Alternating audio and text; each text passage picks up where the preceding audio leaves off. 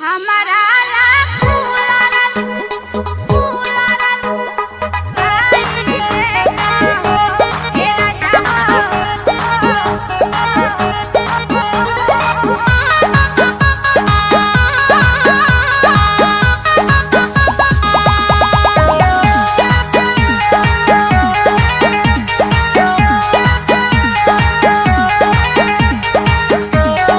आज के रतिया तू गइलू खिसियाई तुहरा के दानी कैसे मनाई।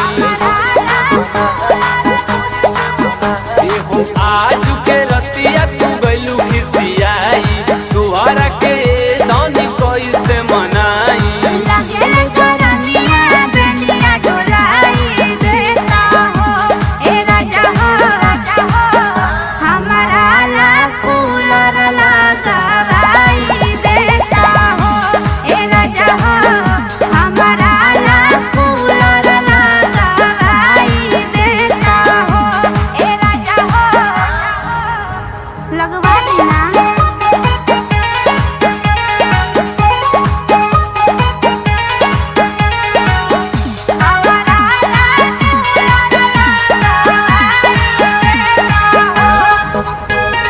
तुहरा के जब जब देखिले तमन्नावा कुहुक जला गोरी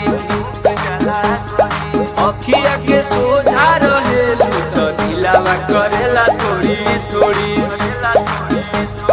तुहरा के जब जब देखिले तमन्नावा कुहुक जला गोरी अखिया के सोझा रहेलू तो दिलावा करेला थोड़ी थोड़ी।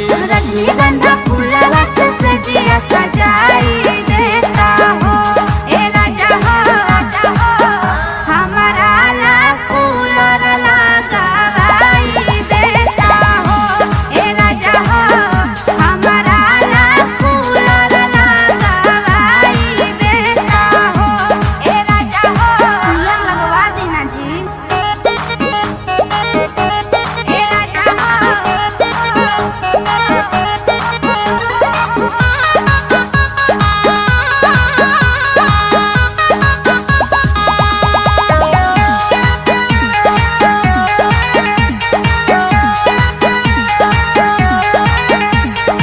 आज सनोजवा से जान काहे तना तू भलू खिसियाई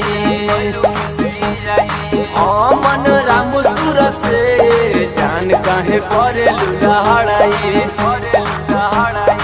आज सनोजवा से जान काहे तना तू भलू खिसियाई